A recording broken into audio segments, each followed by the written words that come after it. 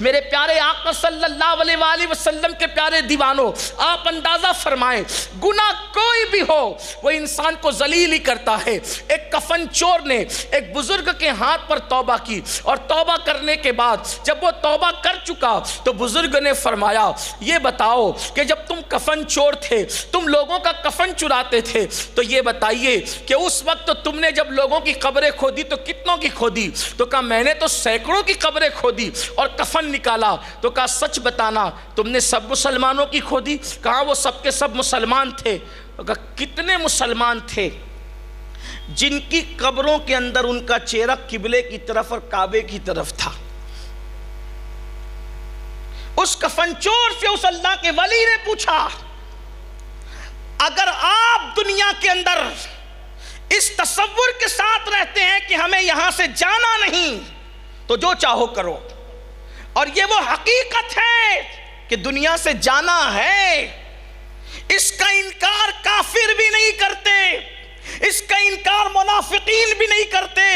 دنیا کا کوئی انسان جس کی عقل ہے وہ کبھی نہیں کہے گا کہ دنیا سے نہیں جانا ہے۔ ہر مذہب کے لوگ، ہر مسلک کے لوگ، ہر مکتبہ فکر کے لوگ یہی کہتے ہیں کہ دنیا سے ایک دن جانا ہے۔ اے جانے والوں، اور جب جانے پر یقین ہے اپنے کندھوں پر کبھی دادا کو اٹھا کر لے گئے، اپنے کندھوں پر کبھی باپ کو اٹھا کر لے گئے، اپنے کندھوں پر کبھی دوست و احباب کو اٹھا کر لے گئے، اے سب کو اٹھا کر کندھوں پر لے جانے والوں ایک دن تمہیں اور مجھے بھی لے جایا جائے گا۔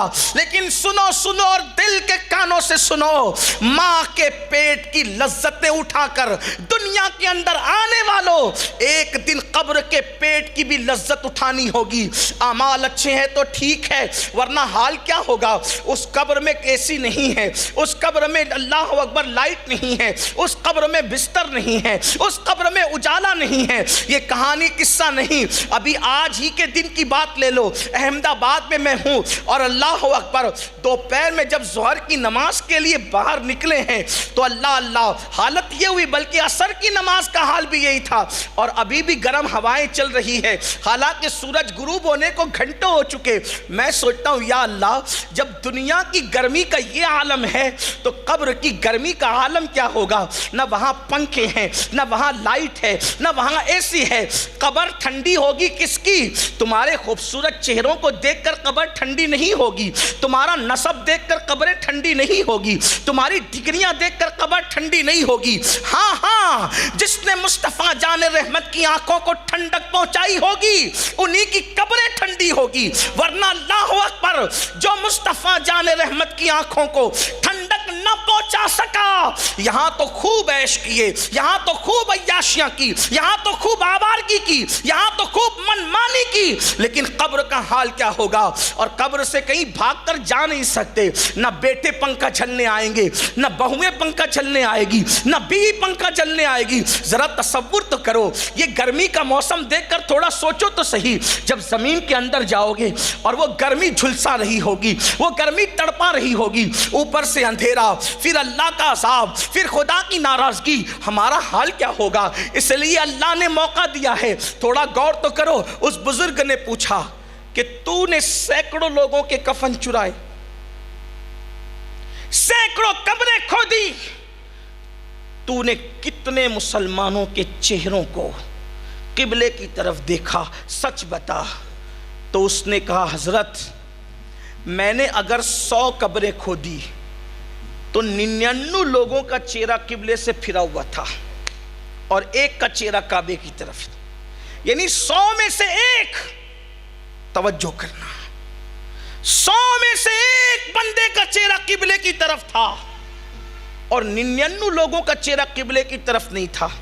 اس بزرگ نے اپنے استاد کو خط لکھا اور خط لکھ کر کے پوچھا حضرت یہ بتائیے کہ لوگوں کے چہرے قبلے سے کیوں پھرے ہوتے ہیں؟ تو اس کے استاد نے جواب دیا جب دنیا میں لوگ سنت کے خلاف کام کرتے ہیں، رسول اللہ کی جو سنت ہے اس کے خلاف کام کرتے ہیں، یعنی بدعتوں کو رواج دیتے ہیں اور سنتوں پر عمل نہیں کرتے، تو مرنے کے بعد ان کے چہرے قبلے کی طرف نہیں رہتے بلکہ قبلے سے پھیر دیے جاتے ہیں۔ اگر حضور کی سنت کے خلاف کوئی کام کیا، جیسے مثال کے طور پر ایک مثال دیتا ہوں، ٹوپی پہننا یا امامہ پہننا حضور علیہ السلام کی سنت ہے، اس پر تمام مکاتب فکر کے لوگ متفق ہیں۔ اب اگر کوئی ننگے سر گھوم رہا ہے تو خلاف سنت کیا، ٹھیک۔ اب خلاف سنت کیا تو وہ بزرگ کہہ رہے ہیں کہ قبر میں اس کا چہرہ قبلے کی طرف نہیں ہوگا۔ اب سوچیں، مرنے کے بعد اس کا منہ قبلے کی طرف نہیں ہوگا۔